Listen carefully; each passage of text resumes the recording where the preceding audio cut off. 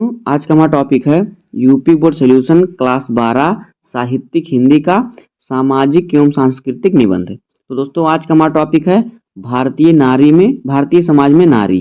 दोस्तों इस टॉपिक पर हमें निबंध लिखना है कि भारतीय समाज में नारी का क्या महत्व है। तो देखिए इसके संबंध शीर्षक क्या क्या है, मतलब ये और किस प्रकार से आपको पूछ सकता है। तो देखिए या तो पूछेगा कि भारतीय समाज में नारी पर निबंध लिखिए, या फिर पूछेगा भारतीय नारी, या फिर पूछेगा नारी सबला है, या फिर पूछ सकता है कि वर्तमान समाज में नारी की स्थिति, या फिर पूछेगा आधुनिक भारत में नारी का स्थान, या फिर विकासशील भारत एवं नारी, या फिर आधुनिक नारी की दशा और दिशा, या फिर पूछेगा भारतीय नारी वर्तमान संदर्भ में।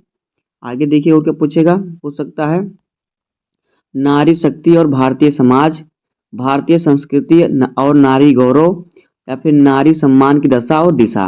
तो इसने में से कोई भी आपको टॉपिक पूछे तो आपको भारतीय नारी पर निबंध लिखना है, यही वाला निबंध लिख देना है। अब देखिए इस निबंध के प्रमुख विचार बिंदु क्या क्या है। नंबर 1 हमारा है, हेडिंग होगा प्रस्तावना। दूसरा हेडिंग होगा भारतीय नारी का अतीत। तीसरा हेडिंग होगा मध्यकाल में भारतीय नारी। और चौथा होगा आधुनिक युग में नारी। और फिर छठा हेडिंग होगा पाश्चात्य प्रभाव एवं जीवन शैली में परिवर्तन। और फिर सातवां हेडिंग होगा उपसंहार। तो देखिए पहले हम लिखते हैं प्रस्तावना को। तो देखिए पहला हेडिंग हमारा है प्रस्तावना। देखिए प्रस्तावना में हमें क्या क्या लिखना होता है। देखिए गृहस्थी रूपी रथ के दो पहिए हैं, नर और नारी। इन दोनों के सहयोग से ही गृहस्थ जीवन सफल होता है। इसमें भी नारी का घर के अंदर और पुरुष को घर के बाहर विशेष महत्व है। फलतः प्राचीन काल में ऋषियों ने नारी को अतीव आदर की दृष्टि से देखा। नारी पुरुष की सहधर्मिणी तो है ही, वह मित्र के सदृश पराम परामदर्शदात्री परामर्शदात्री और फिर सचिव के सदृश सहायिका, माता के सदृश उसके ऊपर अपना सर्वस्व न्यौछावर करने वाली, और सेविका के सदृश उसकी अनवरत सेवा करने वाली। यानी जो नारी है वो क्या है, पुरुष की सहधर्मिणी है, वो उसके साथ धर्म निभाती है, वह मित्र के समान उसको परामर्श देती है, सचिव के समान उसकी सहायता करती है, माता के समान उसका अपना सर्वोच्च न्यौछावर करती है उसके ऊपर, और सेविका के समान उसकी सेवा करती है। आगे देखिए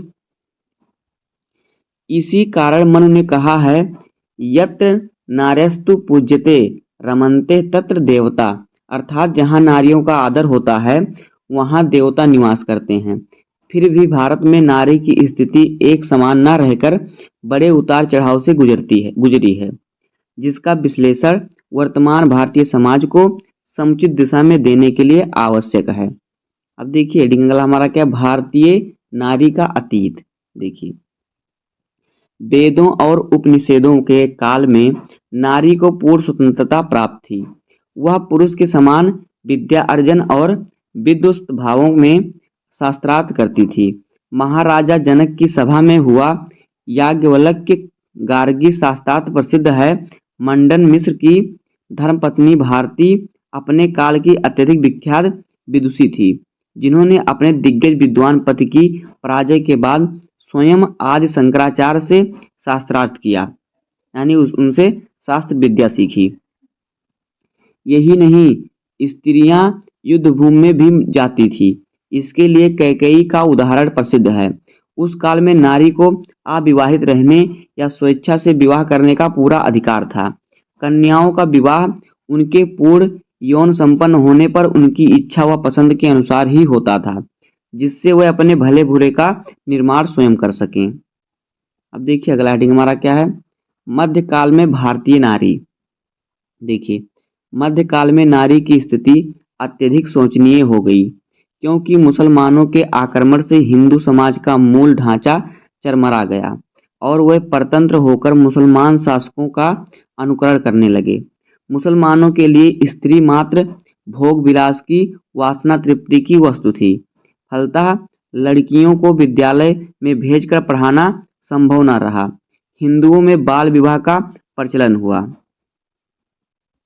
आगे देखिए जिससे लड़की छोटी आयु में ही ब्याही जाकर अपने पति के घर चली जाए। पर्दा प्रथा का प्रचलन हुआ और नारी घर में ही बंद कर दी गई। युद्ध में पतियों के पराजित होने पर यौनों के हाथ न पकड़ने के लिए नारियों ने अग्नि का आलिंगन करना शुरू किया। मतलब जब पति का पराजय हो जाता था तो नारियां किसी और के साथ ना रहने के लिए उन्होंने आलिंगन मतलब आग का आलिंगन मतलब उनके साथ अपने पति के लाश के साथ स्वयं भी जल जाती थी, जिससे सती प्रथा का प्रचलन हुआ। इस प्रकार नारियों की स्वतंत्रता नष्ट हो गई और वह मात्र दासी या भोग्य बनकर रह गईं।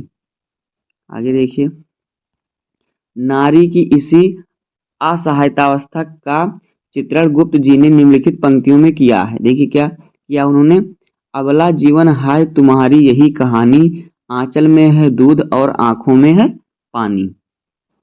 अब देखिए अगला हेडिंग हमारा है आधुनिक युग में नारी। देखिए आधुनिक युग में अंग्रेजों के संपर्क से भारतीयों में नारी स्वतंत्रता की चेतना जागी। 19वीं शताब्दी में भारत के राष्ट्रीय आंदोलन के साथ सामाजिक आंदोलन का भी सूत्रपात हुआ। राजा राम मोहन राय और महर्षि दयानंद जी ने समाज सुधार की दिशा में बड़ा काम किया। सती प्रथा कानून द्वारा बंद कराई गई और बाल विवाह पर रोक लगी। आगे चलकर महात्मा गांधी जी ने भी स्त्री सुधार की दिशा में बहुत काम किया। आगे देखिए, नारी की दीनहीन दशा के विरुद्ध पंथ का कब हृदय आक्रोश प्रकट कर उठता है। देखिए क्या उन्होंने लिखा, मुक्त करो नारी को मानो चिरवंदनी नारी को। आज नारियों को पुरुष के समान अधिकार प्राप्त है, उन्हें उनकी योग्यता अनुसार आर्थिक स्वतंत्रता भी मिली हुई है। आगे देखिए, स्वतंत्र भारत में आज नारी किसी भी पद अथवा स्थान को प्राप्त करने से वंचित नहीं। धनोपार्जन के लिए वह आजीविका का कोई भी साधन अपनाने के लिए स्वतंत्र है। फलतः स्त्रियां अध्यापिका, डॉक्टर, इंजीनियर, वैज्ञानिक, वकील, जज, प्रशासनिक अधिकारी ही नहीं अपितु पुलिस में नीचे से ऊपर तक विभिन्न पदों पर कार्य कर रही हैं। स्त्रियों ने आज उस रूढ़ धारणा को तोड़ दिया कि कुछ सेवाएं पूर्णतः पुरुषोचित होने से स्त्रियों में बूते ही नहीं। आज नारियां विदेशों में राजदूत, प्रदेशों की गवर्नर, विधायिकाएं और सांसद सदस्याएं, प्रदेश अथवा केंद्र में मंत्री आज सभी कुछ हैं। भारत जैसे विशाल देश का प्रधानमंत्रित्व तक एक नारी कर गई, यह देख चकित रह जाना पड़ता है। श्रीमती विजय लक्ष्मी पंडित ने संयुक्त राष्ट्र महासभा की अध्यक्षता कर सबको दांतों तले अंगुली दबवा दी। इतना ही नहीं, नारी को आर्थिक स्वतंत्रता दिलाने के लिए उसे कानून द्वारा पिता और पति की संपत्ति में भी भाग प्रदान किया गया है। आज स्त्रियों को प्रत्येक प्रकार की उच्चतम शिक्षा की सुविधा प्राप्त है। बाल मनोविज्ञान, पाक शास्त्र, गृह शिल्प, घरेलू चिकित्सा, शरीर विज्ञान, गृह परिचर्या आदि के अतिरिक्त विभिन्न ललित कलाओं जैसे कि संगीत, नृत्य, चित्रकला, छायांकन आदि में विशेष दक्षता करने के साथ साथ वाणिज्य और विज्ञान के क्षेत्र में भी वह उच्च शिक्षा प्राप्त कर रही हैं। स्वयं स्त्रियों में भी अब सामाजिक चेतना जाग उठी है। प्रमुख नारियां अपनी दुर्दशा के प्रति सचेत हैं और उसके सुधार में दत्तचित्त भी। अनेक नारियां समाज सेविकाओं के रूप में कार्यरत हैं। आशा है कि वे भारत की वर्तमान समस्याओं जैसे कि भुखमरी, बेकारी, महंगाई, दहेज प्रथा आदि के सुलझाने में भी अपनी महत्वपूर्ण भूमिका निभाएंगी। अब देखिए अगला हेडिंग हमारा क्या है, पाश्चात्य प्रभाव एवं जीवन शैली में परिवर्तन। किंतु वर्तमान में एक चिंताजनक प्रवृत्ति भी नारियों में बढ़ती दिख पड़ती है, जो पश्चिम की भौतिकवादी सभ्यता का प्रभाव है। अंग्रेजी शिक्षा के परिणाम स्वरूप अधिक शिक्षित नारियां तेजी से भोगवाद की ओर अग्रसर हो रही हैं। वह फैशन और आडंबर को ही जीवन का सार समझकर सादगी से विमुक्त होती जा रही हैं और पैसा कमाने की होड़ में अनैतिकता की ओर उन्मुख हो रही हैं।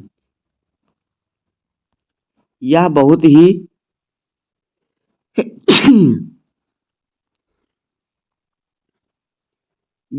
ही कुत्सित प्रवृत्ति है जो उन्हें पुनः मध्यकालीन हीनावस्था में धकेल देगी। इसी बात को लक्ष्य कर कविपंत नारी को चेतावनी देते हुए कहते हैं। देखिए क्या कहते हैं। प्रसिद्ध लेखिका श्रीमती प्रेम कुमारी दिवाकर का कथन है कि आधुनिक नारी ने निसंदेह बहुत कुछ प्राप्त किया है, पर सब कुछ पाकर भी उसके भीतर का परंपरा से चला आया हुआ कुसंस्कार नहीं बदल रहा है। वह चाहती है कि रंगीनियों से सज जाए और पुरुष उसे रंगीन खिलौना समझकर उससे खेले। वह अभी भी अपने आप को रंग बिरंगे तितली बनाए रखना चाहती है। कहने की आवश्यकता नहीं कि जब तक उसकी यह आंतरिक दुर्बलता दूर नहीं होगी तब तक उसके मानस का नव संस्कार न होगा। आगे देखिए। जब तक उसका भीतर व्यक्तित्व न बदलेगा तब तक नारीत्व की पराधीनता एवं दासता के विष वृक्ष की जड़ पर कुठाराघात न हो सकेगा। अब देखिए अगला हेडिंग हमारा है लास्ट हेडिंग उपसंहार। तो देखिए हमें उपसंहार में क्या लिखना होता है। नारी नारी नारी नारी ही बनी रहकर सबकी श्रद्धा और सहयोग अर्जित कर सकती है। तितली बनकर वह स्वयं तो डूबेगी ही और समाज को भी डुबाएगी। भारतीय नारी पाश्चात्य शिक्षा के माध्यम से आने वाली यूरोपीय संस्कृति के व्यामोह में न फंसकर यदि अपने भारतीयता बनाए रखे तो इससे उसका और समाज दोनों का हित साधन होगा। वह उत्तरोत्तर प्रगति करती जाएगी। वर्तमान में कुरूप सामाजिक समस्याओं जैसे कि दहेज प्रथा, शारीरिक व मानसिक हिंसा की शिकार स्त्री को अत्यंत सजग होने की आवश्यकता है। उसे भरपूर आत्मविश्वास एवं योग्यता अर्जित करनी होगी, तभी वह सशक्त बेसमर्थ व्यक्तित्व की स्वामिनी हो सकेगी। अन्यथा उसकी प्राकृतिक कोमल स्वरूप संरचना तथा अज्ञानता उसे समाज के शोषण का शिकार बनने पर विवश कर देगी। नारी के इसी कल्याणमय रूप को लक्ष्य कर कविवर प्रसाद जी ने उसके प्रति इन शब्दों को श्रद्धा सुमन अर्पित किया है। क्या किए देखिए। नारी तुम केवल श्रद्धा हो विश्वास रचत नभ पग तल में, पीयूष स्रोत ही सी बहा करो जीवन के सुंदर समतल में। तो दोस्तों इस प्रकार से हो जाएगा भारतीय समाज में नारी पर निबंध। उम्मीद है कि आपको वीडियो पसंद आया होगा। अगर आपको वीडियो पसंद आया हो तो वीडियो को लाइक कर दीजिएगा, चैनल पर नए सब्सक्राइब कर दीजिए, बेल आइकन को प्रेस कर दीजिए, क्योंकि बोर्ड एग्जाम के हर इंपॉर्टेंट टॉपिक का वीडियो आपको चैनल पर मिलता रहेगा। तो मिलते हैं किसी नेक्स्ट वीडियो में, तब तक के लिए धन्यवाद। जय हिंद।